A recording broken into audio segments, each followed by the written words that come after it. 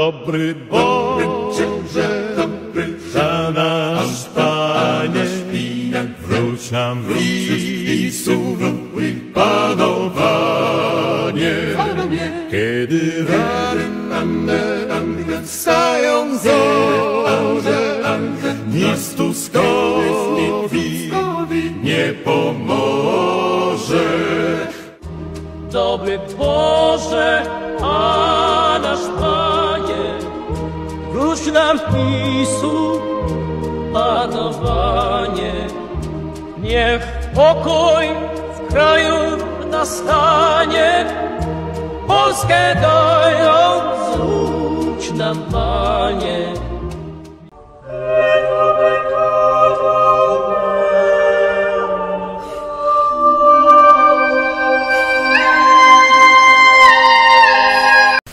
Cześć, witam Was. Moi drodzy, dzisiaj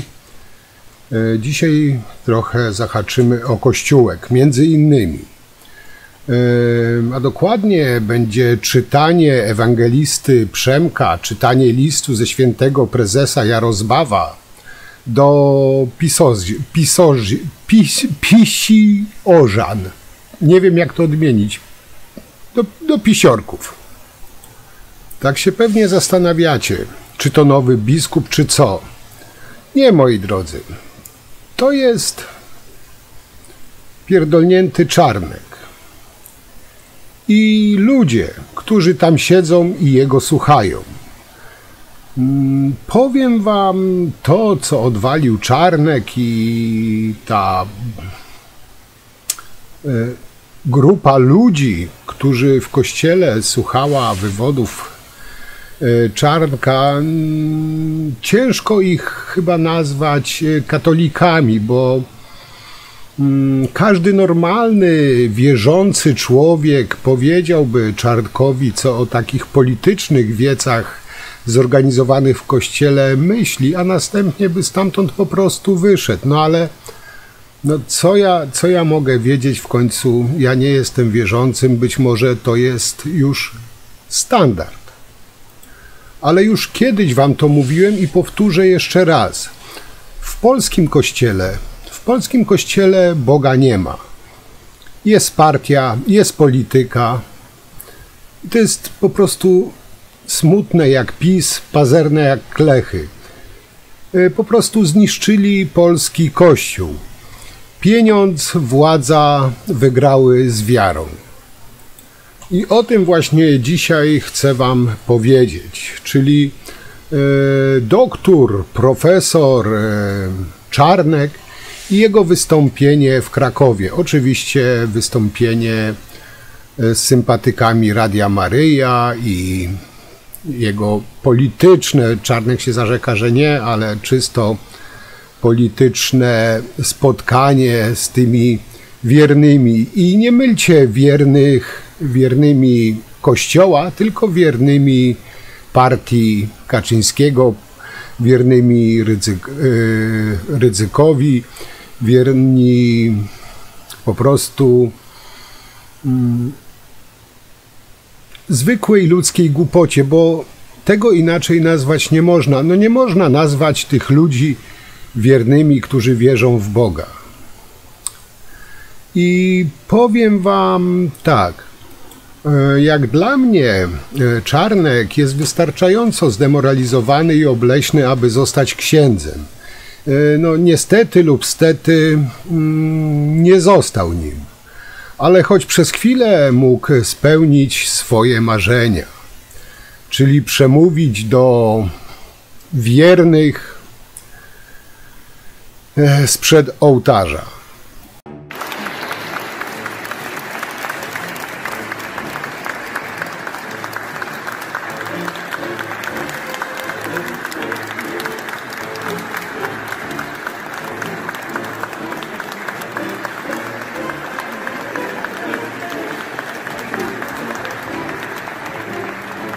Także moi drodzy, nasz świętojebliwy Przemo stanął przed ołtarzem i przemówił do swoich wiernych fanów. Chciałoby się rzec, wziął dzban i podał swoim uczniom, mówiąc: Czarnek, wymieniany jako potencjalny kandydat na prezydenta z ramienia PiS, spotkał się z wyborcami. Nie mylić to z wiernymi, z wyborcami. Mówmy, nazywajmy rzeczy po imieniu. Wybór miejsca na polityczne pogadanki był dość taki niekonwencjonalny. Kościół Matki Boskiej Nieustającej Pomocy w Krakowie. Można by było powiedzieć, że ten Kościół Matki Boskiej Nieustającej Pomocy, i tutaj jeszcze powinno się dopisać PiS, czyli Kościół Matki Boskiej Nieustającej Pomocy PiS-owi w Krakowie. Tutaj wam nie muszę przypominać, że nasz Przemo Czarnek, nie wiem, czy już można się do niego zwracać, biskup Czarnek, to były minister edukacji, który zasłynął ze swoich dość kontrowersyjnych poglądów, nazwijmy to delikatnie rzecz ujmując. Mimo zamieszania wokół jego osoby, Czarnek, tak jak wspomniałem, jest wymieniany jako jeden z potencjalnych kandydatów na prezydenta z partii lub prezydenta partii Prawo i Sprawiedliwość. Aby zyskać poparcie swoich wyborców, zorganizował spotkanie ze swoimi wiernymi, i to dosłownie wiernymi, fanami.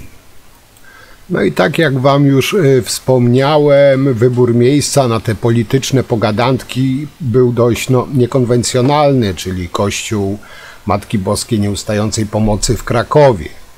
Ten nowy ewangelista z Prawa i Sprawiedliwości, niczym współczesny prorok, nadawał do zgromadzonych osób sprzed ołtarza, wyobraźcie sobie. Tak jak wspomniałem,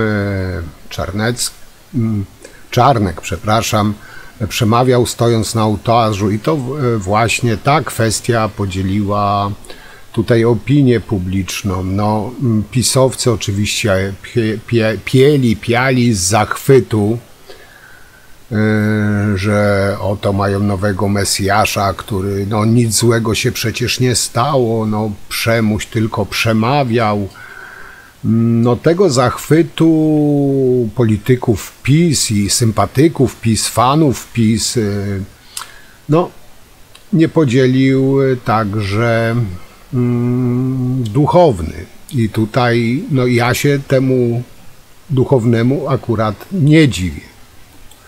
I tak jak, moi drodzy, wspomniałem, przemówienie Czarnka odbiło się dość szerokim echem w internecie i nie tylko.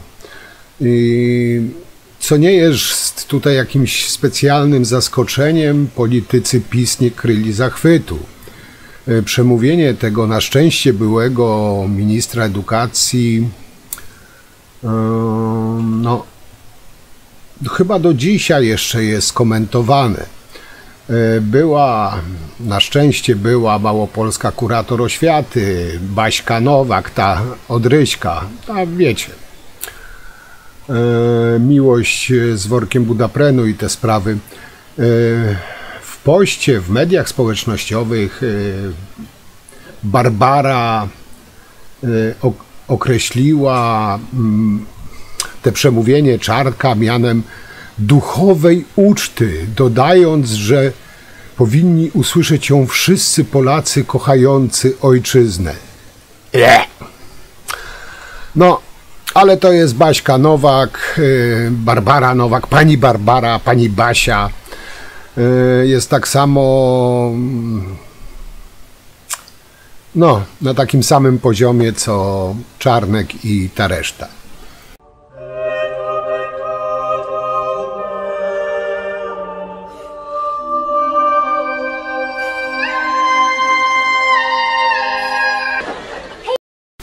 Oczywiście na tym politycznym wiecu w kościele, w krakowskim kościele był obecny Rysio Budapren-Terlecki, kochanek właśnie wcześniej wspomnianej Basi, który w mediach społecznościowych dumnie chwalił się, że na spotkaniu było kilkaset osób.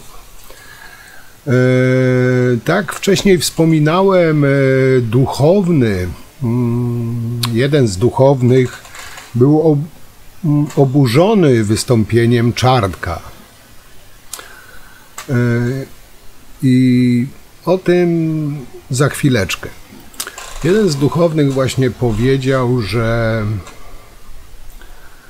to jest niedopuszczalne i Kościół, a tym bardziej ołtarz, nie jest przeznaczony na wiece polityczne. Powiem wam, że no, ten duchowny na pewno okaże się według narracji pisowców zdrajcą ojczyzny, pewnie był konfidentem UB, miał rodzinę komunistów, a w ogóle to przysłał go Stalin. Pewnie taka narracja mniej więcej będzie, bo jak wiecie, że kto brzydko mówi na PiS, ten jest wrogiem nie tylko PiS-u, ale całej ojczyzny i niepodległej Polski. Czarnek oczywiście też pochwalił się tym spotkaniem z ponad, jak twierdzi, 600 osobami w Krakowie, w kościele w Krakowie. I to spotkanie, tak jak mówiłem, odbyło się w kościele Ojców Redemptorystów w ramach spotkania z rodziną Radia Maryja. I co Czarnek napisał? Bo to przemówienie, które było, to jedno, ale później no, przeniosło to się wszystko do salki. I tutaj nasz nowy duchowny, nasz nowy biskup, nasz nowy prorok, ojciec Dobrodziej napisał na Platformie X: dziękuję również za dyskusję już w bocznej sali i ważne pytania. Czarnek wyjaśnił, że z powodu tak dużego zainteresowania spotkaniem niemożliwe było spotkanie na dziedzińcu. I teraz tak, na dziedzińcu nie było możliwe spotkanie, ale w kościele czy w salce obok już jak najbardziej. Czyli no, kościół może być większy od dziedzińca, ok, ale salka obok też większa od dziedzińca? No, coś się chyba nie klei za bardzo. Plan działania jest bardzo prosty. Po zwycięskich wyborach prezydenckich nie czekamy na wybory 2027 roku, tylko przejmujemy władzę. Moi drodzy, później jak to wszystko coraz większego, że tak powiem, hałasu narobiło te całe spotkanie z wiernymi. A zanim powiem to jeszcze to, co przed chwilą słyszeliście, Czarnek, co w salce mówił, do tego się też odniosę, bo trzeba połączyć kropeczki, ale to później. Chodzi o to, że jak już ta cała bomba wybuchła z tym przemówieniem Czarnka w kościele, Czarnek napisał: słowo wyjaśnienia dla dziennikarzy. To spotkanie miało być w salce, ale ponieważ przyszły tu setki osób i ze względu na pogodę nie można było się spotkać na dziedzińcu, na podwórzu, a salka nas nie pomieściła, w związku z tym na waszą prośbę, czyli na prośbę osób w kościele i dzięki uprzejmości proboszcza przyszliśmy tutaj, do Matki Bożej Nieustającej Pomocy, napisał Czarnek. Czyli tak, wiernym nie przeszkadzają, powiedzmy, nie wiem, procesje te, różańce, gdzie niejednokrotnie widać na zdjęciach, na filmikach, jak w deszczu, na mokrej asfalcie czy na mokrej kostce brukowej klęczą, modlą, odmawiają różaniec, ale przemowa Czarnka, już pogoda nie pozwalała. Pierdu, ja posłucham. Takie sranie w banie. Po prostu zrobili typową agitację polityczną w kościele. Ale w kościele teraz siedzi większość starszych osób, a jak wiecie, młodzieżówka PiS to średnia 70+. I tak bardzo gorliwie się tam modlili na tej widowni w tym kościele, na tym politycznym show Czarnka, w ławach zasiedli działacze Prawa i Sprawiedliwości z Małopolski, no bo jakżeby inaczej. I tutaj na przykład, jak wspomniałem, Rysio Terlecki, Marek Pęk. Pierwszy z nich, tak jak wam powiedziałem, podzielił się zdjęciami, na których widać, jak Czarnek przemawia spod ołtarza do zebranych ludzi. No, dopisał, przyszło kilkaset osób, a potem długie rozmowy już w salce przy kościele. Kościół potrzebuje takich spotkań. To napisał. To nie moje słowa, to Rysia Budaprena. Kościół potrzebuje takich spotkań. No kuźwa mać. Tak, Kościół bez Czarnka i jego politycznej agitacji przed ołtarzem, no przestałby naprawdę istnieć. Oczywiście, no według Czarnka później to nie było polityczne. W ogóle temat przemowy Czarnka i rozmów z wiernymi, no działacze PiS nie zdradzali. No ale puszczę wam za chwilę nagranie, tam wcześniej trochę puściłem na nagraniu jednym. Właśnie słychać, jak Czarnek mówi między innymi o pewnym zakręcie, na którym znajduje się Polska. No, powiem wam, to zresztą spotkanie w salce też wam puszczę. No to tak, żebyście nie mieli wątpliwości, że to w ogóle nie jest polityczne. Absolutnie, to wszystko związane z wiarą, z Bogiem. Bo wiecie, pisowcy mają wypchane gęby frazesami, powiedzeniami Bóg, honor, ojczyzna, dobro narodu, dobro ludu, tylko Polska katolicka, no z Bogiem na ustach, z patriotyzmem, z godłem, no lepiej się po prostu kradnie, prawda? Ale nie wiem, czy wiecie, bo w ostatnich tygodniach Czarnek krytykował Kościół. Tak, nie przesłyszeliście się. Krytykował Kościół i sugerował, że swoją postawą mógł przyczynić się do klęski PiS, wyobrażacie sobie, w wyborach parlamentarnych rok temu. Krytyka miała się pojawić na spotkaniu z fanatykami, wyborcami w Olsztynie. Także Kościół jest dobry, kiedy Czarnek może przemawiać, kiedy Kościół robi też agitację polityczną, zambony, ale Kościół jest zły, gdy coś nie wychodzi. No bo jak wiecie, no w PiS-ie to jest standard. Oni są kryształowi, oni nigdy niczemu nie są winni, zawsze jest to epidemia, to Sremia, to Putin, to Tusk, to PO i nawet wyobraźcie sobie, Kościół przyczynił się do klęski, no bo może za mało agitował zambony, za mało prał mózgi tym swoim wiernym, no i Czarnek ma wielki żal teraz, że Kościółek, no, przyczynił się do klęski w wyborach. Nie to, że piździelcy, że ludzie mieli ich serdecznie dość. Nie to, że kłamali, kradli na potęgę, a ludzie nie są idiotami. Nie. To wina Tuska, Zachodu, Unii, no i teraz do tego doszedł jeszcze Kościół według Czarnka. I powiem wam tak, kiedy to wszystko wyszło na jaw, jak to się mówi, przysłowiowe mleko się rozlało, nawet duchowni krytykują Czarnka za przemowę z ołtarza w kościele redemptorystów. Czarnek próbuje wybrnąć, robiąc z ludzi idiotów. Zresztą to nie pierwszyzna. Zresztą co z niektórych wyborców PiS-u nawet nie trzeba robić idiotów, bo oni wszystko łykają jak takie młode pelikany bez popitki. No co powie pisowiec, to jest święte i nie ma zmiłuj. Ten ewidentnie polityczny wiec, zdaniem Czarnka, nie miał nic wspólnego z polityką. Nie, w ogóle. No, chyba nikt z was nie wątpi, że nie miał nic wspólnego z polityką. A przemówienie w prezbiterium dotyczyło, uwaga, historii. No tak, w pewnym sensie tak, bo no jakby nie patrzeć, PiS powoli przechodzi do historii, jego rządy przeszły do historii.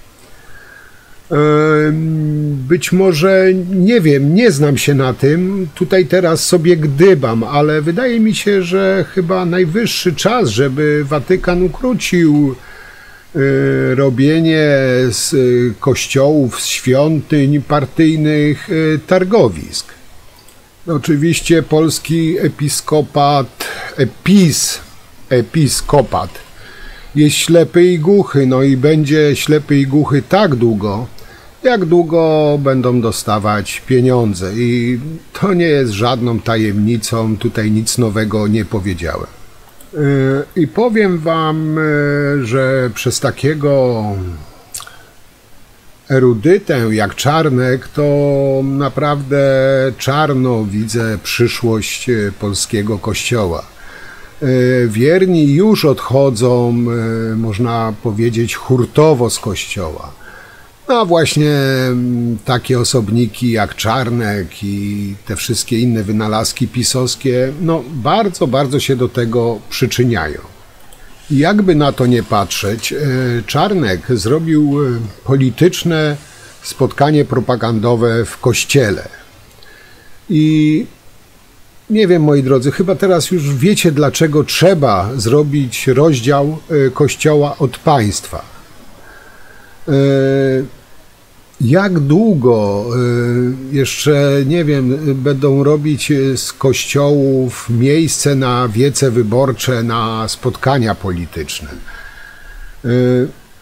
Kościół niech zajmie się swoją wiarą, Kościół niech zajmie się wiernymi sprawami duchowymi dla wiernych, a politykę zostawcie politykom.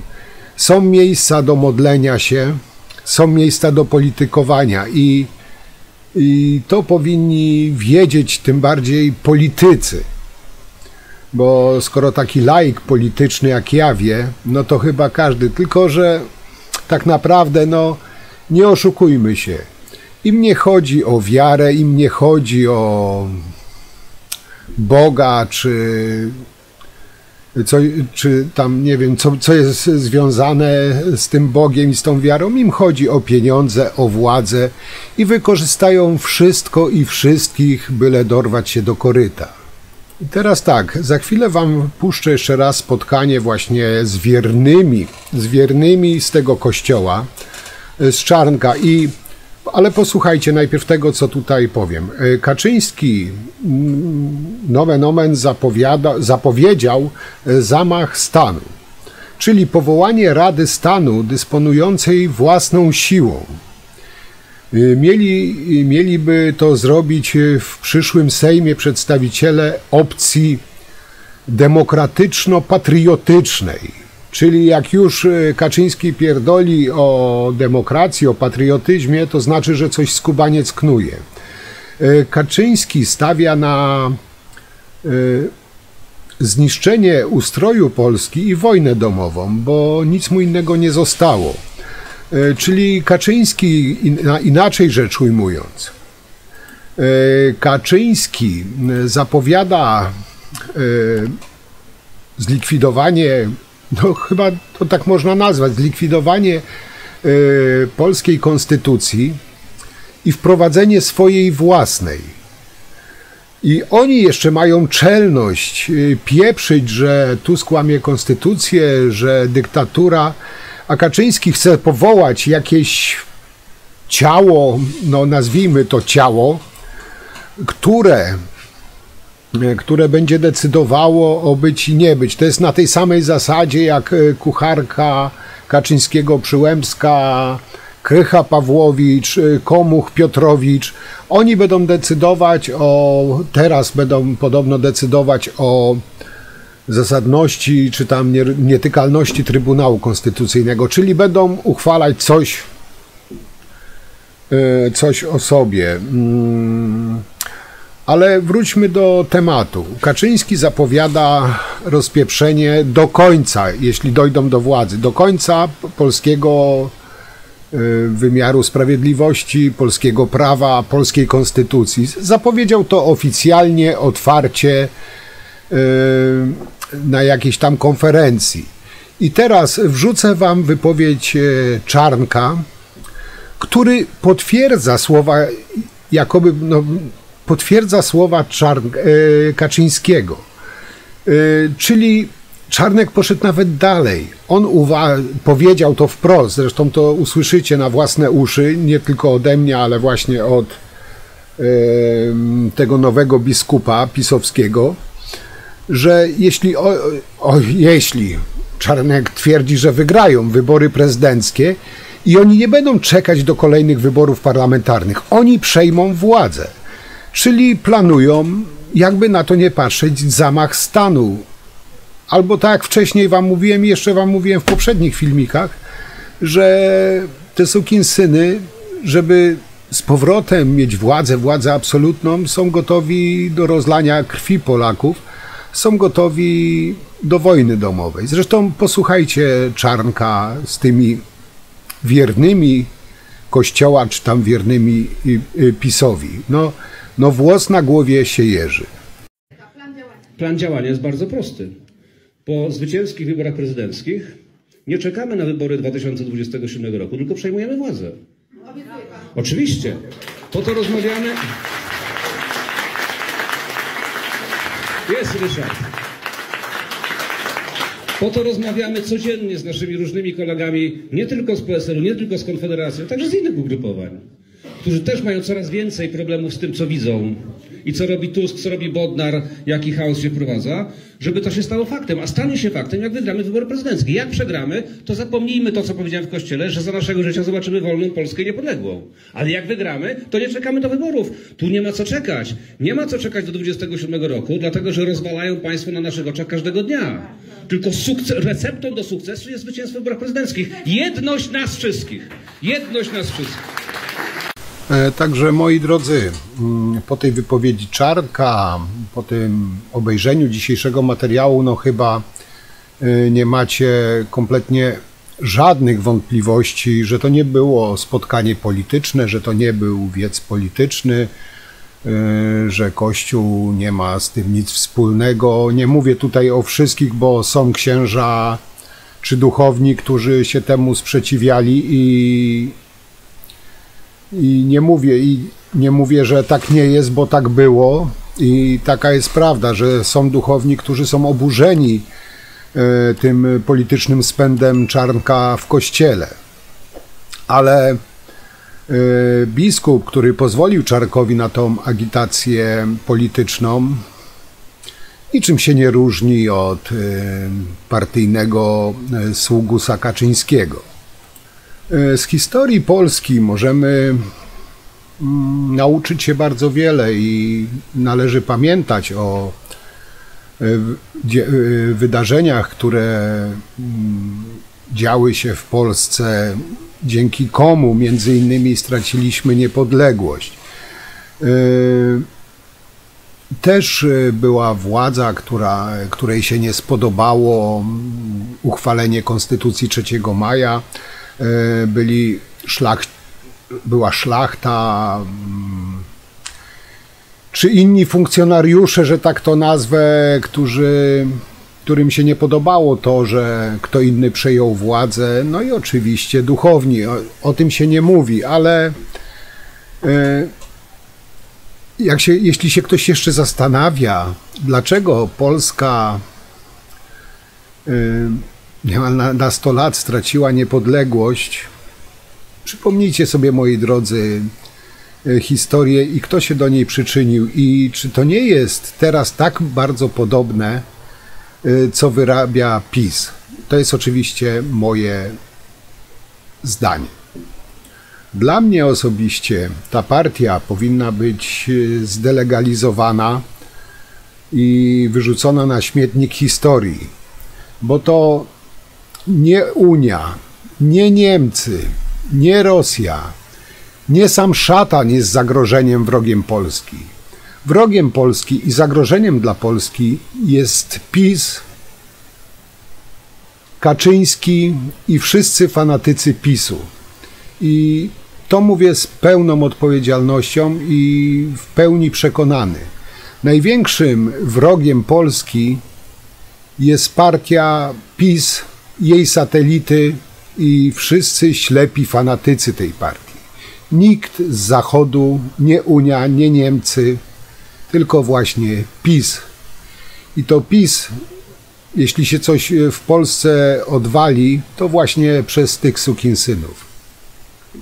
Tyle w tym temacie, co mam do powiedzenia. No oczywiście jeszcze te pisowskie media i ta tępa, prymitywna propaganda funkcjonariuszy, bo to nie są dziennikarze, tylko funkcjonariusze partyjni, funkcjonariuszy, która wylewa te gówno z monitorów i podziwiam ludzi, którzy to mogą oglądać, słuchać, a tym bardziej w to wierzyć. Powiem wam tak, ja osobiście tutaj do troli się może zwrócę, bo zaraz mi tutaj wyskoczą ATVN, a SRVN. To mam tutaj wiadomość dla wszystkich troli. Ja już od wielu, bardzo wielu lat nie oglądam kompletnie żadnej telewizji i nie mam zamiaru. I wszystkim tym właśnie też to polecam. Co do Czarnka, zresztą nie tylko, mam już dawno wyrobione swoje zdanie. No, każdy może mieć swoje zdanie, tak wiemy doskonale, nienawidzą Bodnara, Tuska. Zresztą pisowcy każdego nienawidzą, kto ślepo w PiS nie wierzy i to nie jest żadna nowość. No, Tusk już był wszystkim, czym tylko im przyjdzie do tych pustych łbów. Także to akurat mnie nie zaskakuje. Według nich ja też jestem lewakiem, zdrajcą, ruskomonucą, niemieckim parobkiem. No, byłem też już terrorystą islamskim. No, kim ja nie byłem? Czekam na coś nowego, bo chyba im się pomysły pokończyły. Nawet zauważyłem, że pisowcy przerabiają memy, które są na PiS, wklejają i to jeszcze tak nieudolnie, zakrywają takim białym kwadracikiem i wpisują na miejsce PiS, wpisują PO, a na miejsce PO wpisują PiS. No, desperacja normalnie im się już nosem przelewa. No ale co zrobić? Jest jak jest. Tak czy inaczej wszystkim bardzo, bardzo dziękuję za komentarze, jak zawsze, za suby. Cóż mogę powiedzieć? Warto być przyzwoitym, warto być po prostu człowiekiem, warto być sobą. A bycie pisowcem to chyba jest gorszy wstyd niż dla tych, co byli kiedyś komunistami. Tak mi się wydaje, nie wiem. Także na dzisiaj tyle. Dzięki serdeczne. No i cóż, do zobaczenia przy następnym materiale. Trzymajcie się, moi drodzy. Cześć.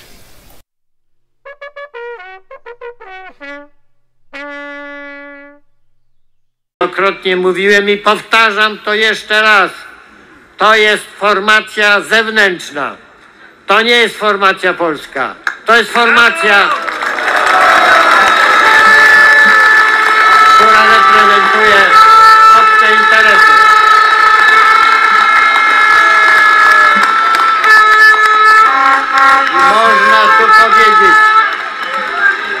I można, proszę Państwa, powiedzieć, że tu fakty są oczywiste. Agenda niemiecka, agenda niemieckich interesów jest w tej chwili realizowana bezczelnie i bezwstydnie.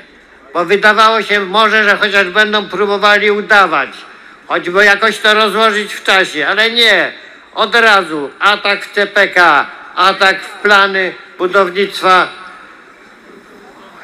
atomu, czyli elektrowni, różnych typów elektrowni atomowych, atak w porty, atak, jaką nasz naród w wielu swoich walkach, wysiłkach, powstaniach chciał budować. I to się nam przez te 8 lat udawało. Przyszedł dzień porażki i droga została, można powiedzieć, odwrócona. Ale my ją z powrotem odwrócimy i będziemy budować taką Polskę. O kurwa!